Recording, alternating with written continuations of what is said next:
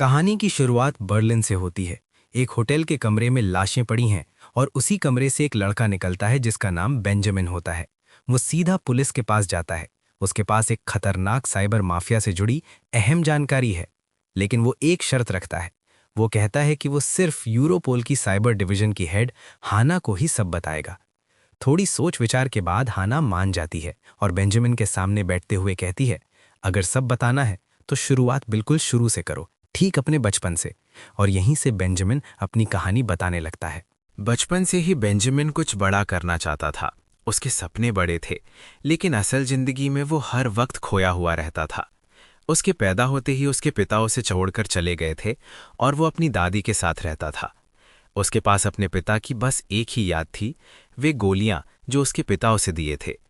जब बेंजामिन सिर्फ 8 साल का होता है, तब उसकी माँ अपनी जिंदगी खत्म कर लेती है और बेंजामिन को पालने की पूरी जिम्मेदारी उसकी दादी पर आ जाती है। लेकिन बचपन से ही बेंजामिन को जादू का शौक था, और जैसे जैसे वो बड़ा होता है, ये शौक जादू से हटकर कंप्यूटर और हैकिंग में बदल जाता है। उसकी नज़र में हैकिंग भी जादू जैसी ही होती है। इंटरनेट की दुनिया में उसे ऐसा लगता है जैसे वो कोई जादूगर हो, लेकिन असली जिंदगी में वो वही अकेला लड़का रहता है जिसे लोग एक हारा हुआ इंसान समझते हैं। बेंजामिन एमआरएक्स नाम के एक मशहूर हैकर को अपना आइडियल मानता है। एमआरएक्स से इंस्पायर होकर बेंजामिन बड़ी बड़ी कंपनियों के सिस्टम को हैक करना सीखता है। यहीं से वो हैकिंग के 3 सबसे ज़रूरी रूल जानता है। पहला, कोई भी सिस्टम पूरी तरह सुरक्षित नहीं होता। दूसरा, नामुमकिन को निशाना बनाओ। और तीसरा, इंटरनेट और असली ज़िंदगी दोनों में मज़ा लेना सीखो। लेकिन बेंजामिन के लिए ये तीसरा नियम सबसे मुश्किल होता है, क्योंकि उसके पास न कोई दोस्त है, न कॉलेज की डिग्री, बस एक साधारण सी पिज्ज़ा डिलीवरी की नौकरी है जिससे वो किसी तरह अपनी ज़िंदगी चला रहा होता है। एक शाम जब बेंजामिन पिज्ज़ा डिलीवरी करने एक स्टडी ग्रुप के पास जाता है, उसी ग्रुप में मैरी होती है, वही लड़की जिससे वो हाई स्कूल के समय से पसंद करता है। लेकिन मैरी उसे पहचानती तक नहीं है। बाहर निकलते वक्त वो अनजाने में मैरी की बात सुन लेता है, जहां वो कह रही होती है कि काश उसे एग्जाम के सवाल मिल जाते। और यहीं बेंजामिन के दिमाग में एक आइडिया आता है। वो सोचता है, अगर वो यूनिवर्सिटी का सिस्टम हैक करके सवाल निकाल ले तो मैरी उससे इम्प्रेस हो जाएगी। बेंजामिन की हैकिंग बिल्कुल परफेक्ट होती है। वो बिना किसी परेशानी के एग्जाम के सारे जवाब निकाल लेता है, लेकिन किस्मत उसका साथ नहीं देता। भागते वक्त वो एक सिक्योरिटी गार्ड के हाथों पकड़ा जाता है। क्योंकि बेंजामिन का कोई आपराधिक रिकॉर्ड नहीं होता, इसलिए उसे जेल नहीं भेजा जाता। सजा के नाम पर उसे बस कम्युनिटी सर्विस मिलती है। और तभी सड़कों की सफाई करते हुए उसकी मुलाकात मैक्स से होती है, जो एक बेहद कॉन्फिडेंट इंसान होता है। मैक्स बेंजामिन की कहानी सुनकर उससे काफ़ी इम्प्रेस हो जाता है और उसे शाम को एक पार्टी में आने का इनविटेशन देता है। शाम होते ही बेंजामिन पार्टी में पहुंचता है और देखता है कि मैरी भी पार्टी में आई होती है, लेकिन फिर भी बेंजामिन की हिम्मत नहीं होती कि वो उससे बात कर सके। उसके बाद मैक्स बेंजामिन को एक ऑफिस में ले जाता है, जहां उसकी मुलाकात होती है स्टीफन और पॉल से, जो सॉफ्टवेयर और हार्डवेयर का मास्टर होता है। दोनों बेंजामिन से उसकी हैकिंग स्किल्स साबित करने को कहते हैं, और बेंजामिन भी बिना ज़्यादा सोचे ऑफिस में पड़े लैपटॉप से कुछ ही सेकंड में पूरे इलाके की बिजली काट देता है। ये देखकर तीनों दंग रह जाते हैं। अब उन्हें यकीन हो जाता है कि बेंजामिन को सच में हैकिंग आती है। लेकिन अचानक पूरे इलाके की बिजली जाने से पुलिस का ध्यान भी उधर चला जाता है। हालात बिगड़ते देख बेंजामिन तुरंत बिजली वापस चालू कर देता है। इसके बाद चारों वहां से भाग निकलते हैं, क्योंकि ये मैक्स का घर नहीं होता। वे तो बस किसी खुली पार्टी में चोरी छिपे घुस आए होते हैं। बाहर निकलते वक्त उनकी टक्कर फिर से मैरी से हो जाती है। इस बार मैरी बेंजामिन को पहचान लेती है। उसे याद आता है कि ये वही पिज़्ज़ा डिलीवरी वाला लड़का है। बेंजामिन बिना कुछ सोचे समझे मैरी का हाथ पकड़ लेता है और उसे भी अपने साथ दौड़ने पर मजबूर कर देता है। कुछ दूर पहुंचने के बाद मैरी बेंजामिन को पहचान लेती है। तुम वही हाई स्कूल वाला लड़का हो। और इसके बाद वो चुपचाप वहां से चली जाती है। इधर जब बेंजामिन अपने घर लौटता है तो उसे घर का दरवाज़ा खुला मिलता है और उसकी दादी गायब होती हैं। लेकिन बेंजामिन अपनी दादी को समय रहते सड़कों पर भटकते हुए ढूंढ लेता है, जिससे ये बात साफ हो जाती है कि उनकी अल्जाइमर बीमारी अब काफ़ी बढ़ चुकी है और अब उन्हें नर्सिंग होम में रखने की ज़रूरत है। कुछ दिनों बाद बेंजामिन फिर से मैक्स से मिलता है और उसका मतलब साफ होता है। अब बेंजामिन को सिर्फ हैकिंग नहीं, बल्कि ज़िंदगी को भी एंजॉय करना सीखना होगा। और मैक्स कहता है कि उसके हिसाब से किसी भी सिस्टम की सबसे कमज़ोर कड़ी मशीन नहीं, बल्कि इंसान होते हैं। बस उन्हें सही तरीके से बहकाने की ज़रूरत होती है। अपनी बात साबित करने के लिए मैक्स कूड़ेदान से एक डोनट शॉप की रसीद और एक खाली डब्बा उठा लेता है। फिर वो इन्हें दिखाकर दुकानदार को यकीन दिला देता है कि उसे खाली डिब्बा मिला था, और हैरानी की बात यह होती है कि दुकानदार उसकी बात मान भी लेता है। इसके बाद दोनों की मुलाकात पार्किंग लॉट में पॉल और स्टेफन से होती है। वहां से वे एक वैन चुरा लेते हैं और उसे लेकर उस जगह पहुंचते हैं जहां एक राजनीतिक भाषण होने वाला होता है। नकली आईडी कार्ड्स की मदद से वे अंदर घुस जाते हैं। बेंजामिन खुद को टीम का मेंबर बताकर मेन लैपटॉप के करीब पहुंच जाता है। जैसे ही कंप्यूटर हैक होता है, चारों तेजी से भागकर वैन में छिप जाते हैं। कुछ ही पलों बाद कॉन्फ्रेंस की बड़ी स्क्रीन पर चल रही प्रेजेंटेशन की जगह हिटलर की एक कॉमेडी वीडियो चलने लगता है। ये देखकर लोगों को बाहर खड़ी वैन पर शक करने लगते हैं और उसे पकड़ने के लिए पीछे दौड़ पड़ते हैं, लेकिन किस्मत से ये ग्रुप बिना किसी को नुकसान पहुंचाए वहां से निकल जाते हैं। अब कहानी फिर से प्रेजेंट में लौट आती है। अब हाना को धीरे धीरे शक होने लगता है कि वो बेंजामिन की हर बात पर भरोसा क्यों करे। तभी बेंजामिन उसके शक को दूर करने के लिए वो उसकी निजी जिंदगी से जुड़ी कई ऐसी बातें बता देता है जो उसने हैकिंग के जरिए हासिल की होती हैं। ये सुनकर हाना दंग रह जाती है और बेंजामिन अपनी कहानी आगे बढ़ाता है। उस सक्सेस के बाद ग्रुप ये तय करता है कि अब से बेंजामिन का घर ही उनका बेस होगा, क्योंकि वो वहां अकेला रहता है। उनकी ये हरकत इंटरनेट पर तेजी से वायरल होने लगती है। जहां पॉल को ये सारी पब्लिसिटी बिल्कुल पसंद नहीं आती, वहीं मैक्स इसे खूब एंजॉय करता है। वो चाहता है कि वो भी किसी दिन MRX जितना मशहूर हो। मैक्स ऑनलाइन वीडियो डालते वक्त अक्सर जोकर का मास्क पहनता है। तभी बेंजामिन ग्रुप के लिए एक नाम सुझाता है, क्ले, जिसका मतलब होता है क्लाउन्स लाफिंग एट यू, यानी जोकर जो तुम पर हंस रहे हैं। और इसी नाम के साथ उनका हैकिंग सिलसिला शुरू होता है। कभी वे फाइनेंशियल न्यूज़ की ग्राफिक्स बदल देते हैं, तो कभी किसी बड़ी फार्मा कंपनी की इमारत की लाइट से बगावती मैसेज दिखते हैं। वे किसी चीज़ को ज़्यादा गंभीरता से नहीं लेते। दवाइयों की मदद से पूरी पूरी रात जागते रहते हैं और लगातार नए नए कारनामे करते रहते हैं। जल्द ही उनकी मेहनत रंग लाने लगती है। क्ले इंटरनेट पर ही नहीं बल्कि असली दुनिया की खबरों में भी मशहूर हो जाता है। एक दोपहर जब ये लोग ग्रोसरी शॉप पर होते हैं, तभी वो फिर से मैरी से मिलता है, लेकिन इस बार भी बेंजामिन को उसे सिर्फ एक सिंपल सा हाय कहता है। बेंजामिन की ये झिझक देखकर मैक्स उसका मदद करता है। वो तुरंत उससे बातचीत करने जाता है और बेंजामिन को दिखाने लगता है कि लड़कियों से बात कैसे की जाती है। मैक्स का मिजाज काफी अजीब होता है। वो एक ही पल में शांत स्वभाव से गुस्सैल बन जाता है, खासकर तब जब MRX उनकी मेहनत को नजरअंदाज कर देता है। इसी दौरान जर्मन सरकार इस हैकिंग के मामले में दखल देती है और हाना और उसकी टीम के साथ मिलकर काम करना शुरू कर देती है। हाल के दिनों में सरकारी सिस्टम्स पर कई बड़े साइबर हमले हो चुके होते हैं। हाना को शक होता है कि ये हमले FR13 नाम के एक खतरनाक रूसी साइबर माफिया ने किए हैं, जिसका वो पिछले 3 सालों से पीछा कर रही होती है। उधर बेंजामिन और उसके दोस्त अपनी ही दुनिया में मग्न होते हैं। फिर सभी को बेंजामिन के घर ले जाया जाता है, जहां रात भर मस्ती, शराब और डांस चलता रहता है। लेकिन इन सब के बावजूद बेंजामिन के दिमाग से मैरी निकल ही नहीं पाती। आखिरकार वो फैसला करता है कि अब उसे ढूंढ कर ही रहेगा। वो कार लेकर निकलता है और मैरी को एक पार्टी में ढूंढ निकालता है। कार देखकर मैरी थोड़ी इम्प्रेस जरूर होती है और दोनों के बीच थोड़ी बातचीत भी होती है। यही बेंजामिन सोचता है कि अब उसे मैक्स जैसा बनना होगा। जोश में आकर वो अचानक मैरी को किस कर लेता है, लेकिन मैरी ऐसा नहीं करना चाहती थी। वो नाराज होकर तुरंत वहां से चली जाती है। बेंजामिन उसके पीछे जाने की कोशिश करता है, लेकिन तभी मैरी की एक दोस्त उसे जोर से मार देता है और साफ चेतावनी देती है कि वो मैरी से दूर रहे। अगली सुबह ग्रुप को एक बड़ा झटका लगता है। उन्हें MRX का मैसेज मिलता है, जिसमें वो उनका मजाक उड़ा रहा होता है। दरअसल हाना ने जो दस्तावेज अपने साथियों के सामने पेश किए होते हैं, उनमें क्ले को बिल्कुल हार्मलेस बताया गया होता है, यानी ऐसा ग्रुप जिससे कोई खतरा ही नहीं। ये बात मैक्स को आग बबूला कर देती है। वो पहले ही MRX को इम्प्रेस करने के जुनून में पागल होता है और अब ये बेइज्जती वो बिल्कुल बर्दाश्त नहीं कर पाता। तभी बेंजामिन एक खतरनाक आइडिया लेकर आता है। वो कहता है अगर सच में खुद को साबित करना है तो उन्हें जर्मनी की सेंट्रल इंटेलिजेंस एजेंसी BND को हैक करना होगा। ये अब तक का उनका सबसे मुश्किल टारगेट होता है, लेकिन वे शुरुआत छोटे तरीके से करते हैं। वे उस ट्रक का पीछा करते हैं जो BND का कचरा उठाने आता है। जैसे ही सारा कचरा डंपस्टर में जाता है, चारों बिना झिझक उसके अंदर कूद पड़ते हैं, उम्मीद में कि शायद वहां से कोई काम की जानकारी मिल जाए। कचरे में उन्हें एक बर्थडे कार्ड मिलता है जिस पर किसी कर्मचारी का नाम लिखा होता है। उसी नाम की मदद से वे BND की एक महिला कर्मचारी का ईमेल एड्रेस ढूंढ निकालते हैं। इसके बाद वे फिशिंग नाम की टेक्निक का इस्तेमाल करते हैं।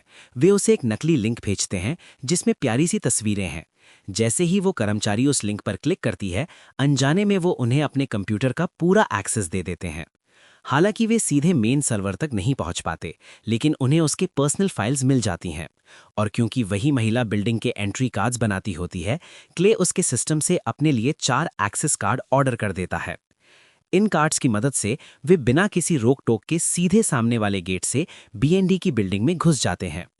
अंदर पहुंचते ही पॉल मुख्य बिजली सप्लाई और सिक्योरिटी अलार्म संभाल लेता है। स्टेफन सभी सिक्योरिटी कैमरों की रिकॉर्डिंग डिलीट कर देता है और असली हैकिंग की जिम्मेदारी होती है बेंजामिन के पास। लेकिन बेंजामिन यहां थोड़ा और रुक जाता है क्योंकि वो कुछ एक्स्ट्रा करना चाहता होता है। जैसे ही चारों वहां से निकलते हैं, उनकी हैकिंग अपना असर दिखाने लगती है। पूरी बिल्डिंग के हर प्रिंटर से क्ले का ड्राइंग मैसेज छपने लगता है, दर्जनों पन्ने एक साथ। उसी रात अपनी इस कामयाबी का जश्न मनाने के लिए पूरा ग्रुप एक क्लब में जाते हैं, लेकिन वहां एक बार फिर मैरी से मुलाकात होती है। अब बेंजामिन को पहली बार ऐसा लगता है कि उसमें इतना कॉन्फिडेंस आ गया है कि वो मैरी से ठीक तरह से बात कर सकता है। लेकिन तभी उसे एक झटका लगता है। वो देखता है कि मैरी मैक्स को किस कर रही है। ये नज़ारा बेंजामिन को अंदर तक तोड़ देता है। गुस्से और दर्द से भरा हुआ वो चुपचाप घर लौट आता है। लेकिन कुछ ही मिनटों बाद मैक्स उसके कमरे की खिड़की पर आ खड़ा होता है और उससे बात करना चाहता है। बेंजामिन इतना नाराज और खुद को धोखा खाया हुआ महसूस कर रहा होता है कि वो मैक्स को उल्टा सीधा कह देता है और उसे जाने को कहता है। ये सुनकर मैक्स भी भड़क जाता है। वो पलटकर बेंजामिन को याद दिलाता है कि उसके बिना वो कुछ भी नहीं है। इतना कहकर मैक्स वहां से चला जाता है। कुछ भी नहीं होने का ख्याल बेंजामिन को अंदर ही अंदर खाए जा रहा होता है। वो दोबारा जिंदगी में हारा हुआ इंसान नहीं बनना चाहता। इसी बेचैनी में वो एक बड़ा कदम उठा लेता है। वो ये बात मान लेता है कि उसने बीएनडी के सर्वर से सीक्रेट डेटा चुराया था और अपनी काबिलियत साबित करने के लिए वो पूरा डेटा सीधे एमआरएक्स को सौंप देता है। अगले ही दिन हाना बीएनडी की बिल्डिंग में हाल ही में हुई इस हैकिंग के सुराग ढूंढने पहुंचती है। लेकिन तभी उसे एक खबर मिलती है। जो एजेंट पिछले काफी समय से FR13 के अंदर अंडरकवर काम कर रहा था, उसे मार दिया गया है। अब हालात बेहद गंभीर हो चुके होते हैं। एक एजेंट की मौत, बीएनडी पर हमला और चोरी हुआ सीक्रेट डेटा। इन सब के बीच हाना की नौकरी भी खतरे में होती है। इसी बीच मैक्स, पॉल और स्टेफन बेंजामिन के घर पहुंच जाते हैं। जैसे ही मैक्स बेंजामिन को धोखेबाज कहता है, तीनों के बीच जोरदार बहस शुरू हो जाती है। तभी टीवी पर ब्रेकिंग न्यूज़ चलने लगती है। पॉल सबको चुप कराता है और न्यूज़ की तरफ ध्यान देता है। खबर में बताया जाता है कि जो डबल एजेंट FR13 के अंदर काम कर रहा था, उसे इसलिए मार दिया गया क्योंकि बीएनडी से चुराए गए डेटा में उसका नाम था।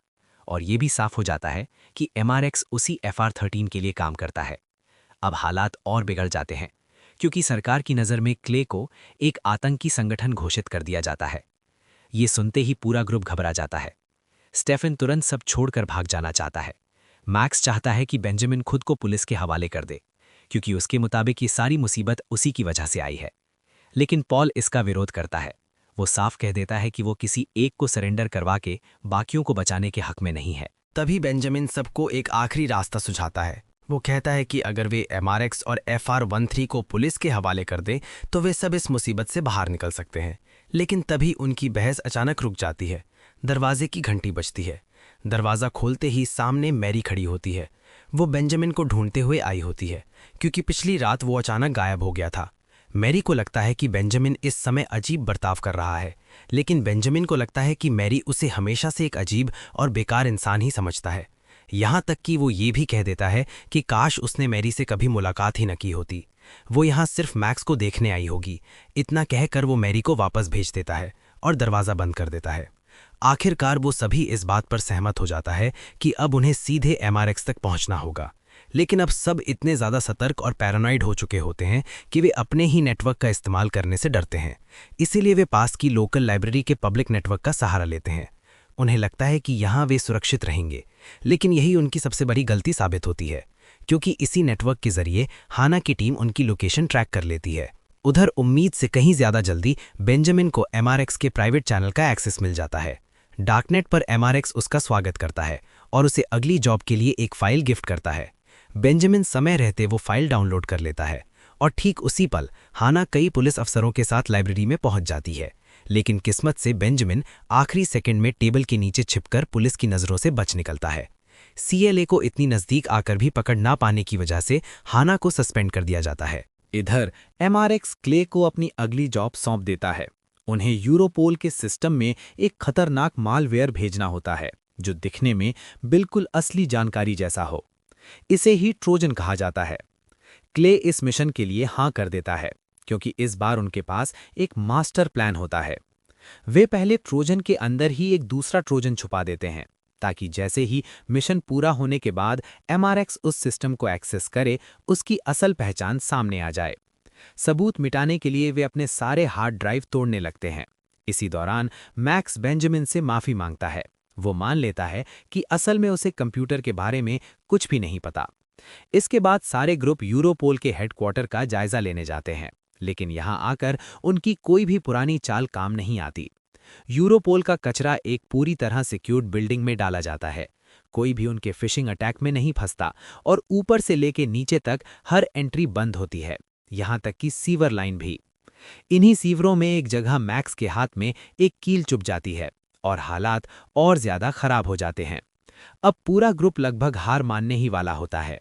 जैसे ही वे वहां से निकलने की तैयारी करते हैं, बेंजामिन की नज़र एक आदमी पर पड़ती है जो बिल्डिंग से बाहर निकलते वक्त अपना एक्सेस कार्ड गिरा देता है। बेंजामिन तुरंत वो कार्ड उठा लेता है, लेकिन सरकारी गार्ड पर सोशल हैकिंग करना बेहद जोखिम भरा होता है, इसलिए बेंजामिन तय करता है कि वो ये काम अकेले ही करेगा। वो होटल में अपने दोस्तों के सोने का इंतजार करता है। अब वो एक्सेस कार्ड के मालिक का नाटक करके बेंजामिन गार्ड को यकीन दिला देता है कि वो अपना बटुआ अंदर ही कहीं भूल गया है। गार्ड उसे सिर्फ 2 मिनट के लिए अंदर जाने देता है। इसी छोटे से मौके में बेंजामिन पॉल द्वारा डिज़ाइन किया गया एक बॉक्स वहां लगा देता है, जिसकी मदद से उसे बीएनडी के नेटवर्क का एक्सेस मिल जाता है। अगली सुबह बेंजामिन एमआरएक्स के प्राइवेट चैनल में उससे मिलता है और उसे वो छुपा हुआ ट्रोजन सौंप देता है। लेकिन यहाँ बेंजामिन से एक बड़ी चूक हो जाती है। एमआरएक्स को ये चाल पहले से ही पता होता है और वो तुरंत बेंजामिन के कंप्यूटर का कैमरा ऑन कर देता है, जिससे उसका चेहरा पूरे डार्कनेट के सामने आ जाता है। इसके बाद सब कुछ बहुत तेज़ी से होता है। रूसी माफिया का एक गिरोह बेंजामिन की लोकेशन ढूंढ निकालता है और शहर में उसका पीछा शुरू कर देता है। बेंजामिन किसी तरह जान बचाकर मेट्रो के अंडरग्राउंड टनल्स में छिप जाता है। यहीं जाकर वो थोड़ी देर के लिए उनसे बच पाता है। लेकिन अफसोस बेंजामिन के दोस्त उतने खुशकिस्मत नहीं होते। जब बेंजामिन होटल वापस लौटता है तो वहाँ मैक्स, पॉल और स्टेफन तीनों मारे जा चुके होते हैं। बेंजामिन ज़मीन पर पड़ी गोलियां उठाता है और उसी हालत में पुलिस को कॉल करता है। वो सीधे हाना को बुलाने के लिए कहता है और यहीं से कहानी फिर वहीं लौट आती है जहां से शुरुआत हुई थी। बेंजामिन हाना से कहता है कि वो नहीं चाहता कि हर पल उसकी जान को खतरा बना रहे, इसीलिए वो ये सारी जानकारी पुलिस को दे रहा होता है, बस एक ही शर्त पर कि उसे विटनेस प्रोटेक्शन प्रोग्राम में रखा जाए। जब हाना ये सौदा पक्का करने के लिए अपने सीनियर अधिकारियों को कॉल करती है, तभी बेंजामिन का ध्यान अतीत में चला जाता है। उसे मैरी के साथ बिताई गई पिछली शाम याद आने लगती है, जब मैरी ने उसे एग्जाम के जवाब हैक करने के लिए शुक्रिया कहा था। दोनों ने एक दूसरे को किस किया था और बेंजामिन ने उससे यहाँ तक पूछ लिया था कि क्या वो उसके साथ सब कुछ छोड़कर भागना चाहेगी। इसी बीच एजेंट मार्टिन वहां पहुंचता है। वो हाना को साफ कह देता है कि बेंजामिन पर भरोसा नहीं किया जा सकता क्योंकि उसकी कहानी में कई छेद हैं। लेकिन हाना मार्टिन की सोच बदलने की कोशिश करती है। वो उसे समझाती है कि बेंजामिन ही इकलौता इंसान है जो एमआरएक्स और उसके साथियों तक पहुंच सकता है और असली अपराधी वही लोग हैं। आखिरकार मार्टिन मान जाता है। बेंजामिन को एक कंप्यूटर दिया जाता है ताकि वो अपनी आखिरी चाल चल सके। वो डार्कनेट में लॉग इन करता है एमआरएक्स बनकर और फिर वो सबके सामने एक्सेप्ट कर लेता है कि वो सरकारी एजेंसियों के साथ काम कर रहा है। अपनी बदनामी मिटाने के लिए असली एमआरएक्स इतना घबरा जाता है कि वो अनसिक्योर तरीकों से सिस्टम में घुसने की कोशिश करता है। यही उसकी सबसे बड़ी गलती साबित होती है। बेंजामिन इस मौके का फायदा उठाता है और एमआरएक्स की असली पहचान सबके सामने ले आता है। एमआरएक्स दरअसल न्यूयॉर्क का रहने वाला सिर्फ 19 साल का एक अमेरिकी लड़का निकलता है, जिसे तुरंत एफबीआई गिरफ्तार कर लेती है। इस बड़ी कामयाबी से हाना बेहद खुश हो जाती है। वो बेंजामिन को बताती है कि कुछ ही घंटों में उसे नई पहचान दे दी जाएगी। लेकिन तभी हाना की नज़र बेंजामिन के हाथ पर पड़े एक जख्म पर जाती है, जो बिल्कुल ऐसा लगता है जैसे किसी कील से लगा हो। उसी पल उसे एजेंट मार्टिन की कही हुई बात याद आती है कि बेंजामिन की कहानी में कुछ तो गड़बड़ है। अब हाना का शक और गहरा हो जाता है। वो और जांच करने का फैसला करती है और सीधे बेंजामिन के घर पहुंचती है। वहां उसे मिलती है गोली की एक खाली डिब्बी। इसके बाद हाना मैरी से मिलती है। मैरी साफ इनकार कर देती है कि उसने पिज्ज़ा डिलीवरी के बाद कभी बेंजामिन को देखा हो। अब हाना का शक और गहरा हो जाता है। वो आखिर में उस डॉक्टर से मिलने जाती है जो बेंजामिन की दादी का इलाज कर रहा था। डॉक्टर उसे बताता है कि बेंजामिन का बचपन काफ़ी अस्थिर हालात में बीता था। उसकी मां ने अपनी ज़िंदगी इसलिए ख़त्म कर ली थी क्योंकि वो मल्टीपल पर्सनैलिटी डिसऑर्डर से पीड़ित थी। डॉक्टर ये भी बताता है कि ये बीमारी पीढ़ी दर पीढ़ी हो सकती है। इधर लैब टेस्ट की रिपोर्ट आ जाती है। होटल से जो बुलेट्स बेंजामिन लाया था वे असल में उसका पिता की युद्ध के समय के थे। और सबसे चौंकाने वाली बात, होटल में किसी भी दोस्त की लाश कभी मिली ही नहीं। अब सच्चाई पूरी तरह साफ हो जाती है। हाना दोबारा बेंजामिन से मिलने जाती है और उसे बताती है कि वो सच जान चुकी है। मैक्स, पॉल और स्टेफन कभी थे ही नहीं। वे सब बेंजामिन की ही अलग अलग पर्सनैलिटीज़ थीं। अब हाना बेंजामिन को साफ साफ बता देती है कि अब तक की सारी हैकिंग उसने अकेले ही की थी। सीवर में लगी कील से जो चोट आई थी वो भी किसी और को नहीं बल्कि उसके अपने हाथ को ही लगी थी। ये सच्चाई बेंजामिन को अंदर तक हिला देती है। वो मानने से इनकार कर देता है कि वो भी अपनी माँ की तरह ही है। सकता एक तरफ FR-13 द्वारा मारे जाने का डर और दूसरी तरफ खुद के मानसिक रूप से बीमार होने की सच्चाई, इन दोनों के बोझ तले बेंजामिन पूरी तरह टूट जाता है। उसका मानसिक संतुलन बिगड़ जाता है। ये सब देखकर हाना उसे एक आखिरी मौका देने का फैसला करती है। कोर्ट जाते वक्त रास्ते में हाना बेंजामिन को एक सरकारी कंप्यूटर का एक्सेस देती है। वो उसे समझाती है कि विटनेस प्रोटेक्शन कोई जगह नहीं बल्कि एक डिजिटल प्रोग्राम है जिसे हैक करके वो खुद की नई पहचान बना सकता है। बस एक शर्त होती है। बेंजामिन वादा करता है कि अब वो कभी भी हैकिंग नहीं करेगा। इसके बाद बेंजामिन को कानूनी तौर पर रिहा कर दिया जाता है। वो अपने बालों का रंग बदलता है और देश छोड़ने के लिए बोट में सवार हो जाता है। लेकिन जैसे ही वो बोट के अंदर जाता है तो वहां मौजूद होते हैं मैरी, मैक्स, पॉल और स्टेफन। और यहीं सबसे बड़ा सच सामने आता है। बेंजामिन मानसिक रूप से बीमार था ही नहीं। ये सब कुछ CLA का एक बेहद चालाक मास्टर प्लान था। असल में उन्होंने मिलकर हाना को ही सोशल हैक कर लिया था। दरअसल रूसी माफिया से किसी तरह बच निकलने के बाद बेंजामिन अपने दोस्तों से कह देता है कि उसके साथ रहना अब खतरनाक हो चुका है, लेकिन उसके दोस्त उसे छोड़ने से साफ इनकार कर देते हैं। उल्टा वे ये तय करते हैं कि अब उन्हें हाना को ही चकमा देना होगा। यहीं पर मैरी भी इस प्लान का हिस्सा बनती है। कानून की जानकारी की मदद से उन्हें पता चलता है कि मानसिक बीमारी वाले लोगों को विटनेस प्रोटेक्शन नहीं दिया जा सकता। बस यहीं से उनका असली मास्टर प्लान शुरू होता है। वे जानबूझकर पूरी कहानी में छोटे छोटे कमी छोड़ देते हैं ताकि हाना को लगे कि बेंजामिन मानसिक रूप से अस्थिर है।